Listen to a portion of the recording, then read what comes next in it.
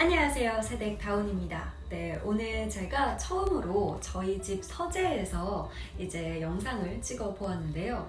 이 뒤편으로 다 이 아래쪽에도 책들이 있고 옆으로도 책과 이런 미니 냉장고가 있고요. 뒤편은 서재입니다. 나름 이제 책의 종류대로 분류를 해놨어요. 그래서 이 위쪽은 뭐 자기계발서, 아래쪽은 소설, 뭐 에세이 이렇게 분류를 해놨습니다. 네, 나중에는 이 책들이 어떤 것들이 있는지 제가 하나하나 좀 재밌었던 책들 소개를 해드릴게요. 네, 제가 이렇게 집안 곳곳마다 서재가 있어요. 저번 영상에서는 안방에서 제가 찍었던 영상이고, 이제 여기는 완전한 서재, 그리고 거실도 제가 도서관처럼 나름 꾸몄거든요. 이렇게 책장을 둬서 방 어딜 가든 약간 책들을 모두 느낄 수 있고 독서를 습관할 수 있는 분위기를 만들어 보았습니다. 네, 신랑의 의견은 들어가지 않는데요. 네, 그렇지만 굉장히 분위기는 참 좋아지더라고요. 저는 이제 딱 뭔가 책을 읽어야 하지 않다면 그 스피커로 제가 아끼는 스피커가 있거든요. 저희 아버지께서 선물해 주신 칸토 스피커를 켜서 이제 재즈를 들으면서 이제 뭐 따뜻한 차를 마시면서 책을 보곤 합니다. 제가 오늘 영상에서 하고 싶은 말은 바로 자존감을 지킬 수 있는, 높일 수 있는 저만의 방법이에요. 다른 영상에서 보면 뭐 자존감을 올리는 방법, 뭐 그런 책들도 많고 그런 류의 뭐 강의들도 많고 그렇잖아요. 근데 그런 강의를 통해서 나만의 방법을 빨리 찾는 게 중요하다 저는 생각합니다. 여러 가지 방법이 있잖아요. 뭐 글을 쓴다든지, 뭐 맛있는 음식을 해서 먹는다든지, 뭐 취미 활동한다든지, 뭐 친구들과 만나서 이야기한다든지 하면서 이런 여러 가지 방법들이 있는데 저에게는 딱 두 가지가 있더라고요.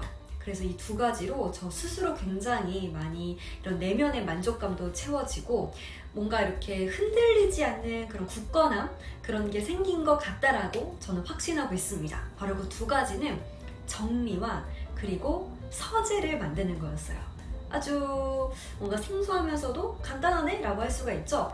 정리는 저는 지금 이렇게 저 나름대로 정리를 열심히 하고 있거든요. 많이 버린다는 걸 의미하기도 하죠.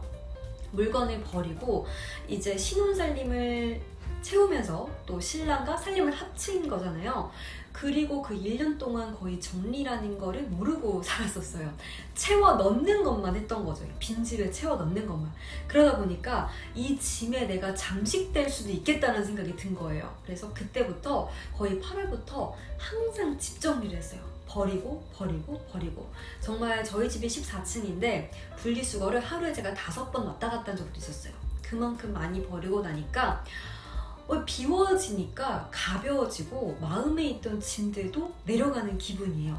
그래서 내가 이렇게 한결 공간이 생겼다는 마음이 드니까 여유로워지는 거예요. 그래서 저에게는 그게 자존감을 높이는 한 방법이라고 생각이 되었습니다. 그리고 그걸 매일 실천하는 거죠. 저는 만약에 물건을 사게 된다면 집에 있는 물건 5개 이상 버리기가 저의 목표가 되었어요. 5개 이상이라고 하면은 뭐 쓰레기가 될 수도 있고요. 안 입는 옷, 그리고 안 쓰는 뭐 이런 뭐 그런 소지품들이 많잖아요. 뭐 거울이든 핸드폰 케이스든 그냥 잡동사니로 있는 것들 중에 5가지는 무조건 버린다. 그러면서 이제 그렇게 생각을 하는 거예요. 저희 집을 둥그런 원에 있는 한 이런 구라고 생각을 하는 거예요. 그래서 이 안에 질량이 있어요. 그래서 질량 보존의 법칙처럼 나는 여기에 허용될 수 있는 물건만 넣겠다. 그걸 초과하는 것은 빼겠다 라는 마인드로 그렇게 정리를 하고 있습니다. 그렇게 하다 보니까 마음이 너무 가벼워지고 제가 요새 주변 사람들에게 추천하는 방법입니다, 여러분. 그래서 자존감 높이는 방법 혹시 고민이 계신다면 주의를 그리고 화장대를 보면서 정리하시는 걸 꼭 추천하고 싶습니다. 그리고 두 번째 방법은 바로 이런 서재를 갖는 겁니다, 여러분. 서재. 뭔가 나는 뭐 책장에 있는데, 나는 뭐 책 있는데 라고 저게 무슨 자존감이랑 연관이 있지? 라고 생각하실 수도 있을 거예요. 서재를 갖는다는 건 자존감을 높일 수 있다 라고 말씀하시는 분이 또 계세요. 장석주 시인분이신데요. 저도 그분의 강의를 보고 아주 같은 생각을 했습니다.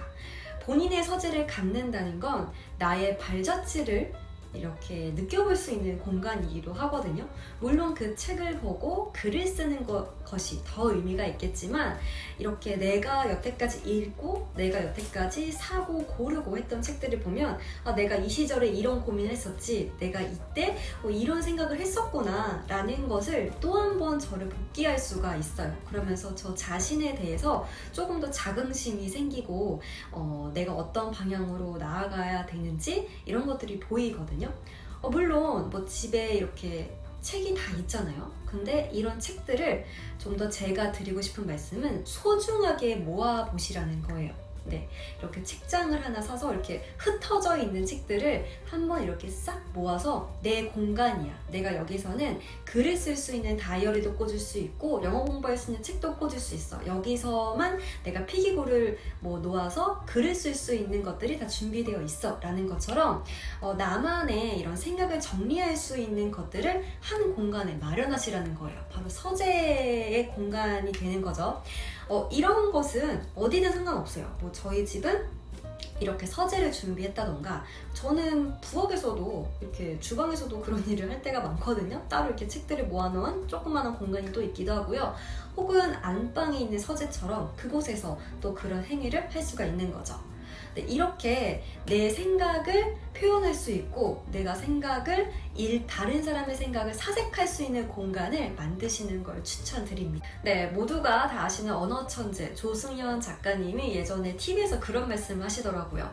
이제 프랑스 사람들은 다른 사람 집에 초대를 받으면 그 주인의 서재를 꼭 확인한대요. 이 사람이 어떤 책을 읽고 어떤 생각을 갖고 이 집의 분위기는 뭔지 책을 보면서 또 다른 대화를 엄청나게 많이 한다고 합니다.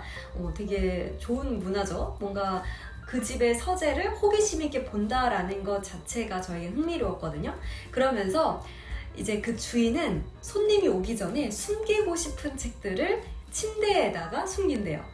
네, 뭐 이런 내가 이 책을 읽었다고 했을 때 다른 사람들이 유치하다 생각하지 않을까? 좀 부끄러운 책이 아닐까? 하는 것들을 그렇게 몰래 숨긴다고 합니다. 이게 프랑스인들의 문화라고 하네요. 참 뭔가 책을 많이 읽는 나라라고 이미 알고 있긴 하지만 그런 또 우리나라는 다른 그런 문화가 있다는 걸 알고 나도 사람을 초대했을 때 저런 문화를 좀 향유하고 싶다라는 생각이 들었습니다. 그래서 이렇게 싹 다 정리한 다음에 제 친구들이 가끔 놀러 올 때가 있거든요. 그럴 때 좀 자랑 겸 뭐 이렇게 소개 겸 책을 빌려주기도 하고 그런 시간을 가지려고 합니다. 네, 오늘은 제가 저희 집 서재에서 제 자존감을 높이는 2가지 방법에 대해 얘기해봤습니다. 첫 번째는 정리, 그 다음에는 서재를 만들자. 뭐 거창한 게 아니라 본인만의 이런 책을 읽고 생각을 할 수 있고 글을 쓸 수 있는 이런 저장 창고 같은 공간을 만들자였습니다. 네, 그러면 오늘 이렇게 제 영상 끝까지 봐주셔서 감사하고요. 저는 또 도움이 되는 유익한 이야기로 돌아오겠습니다. 그럼 모두 안녕히 가세요.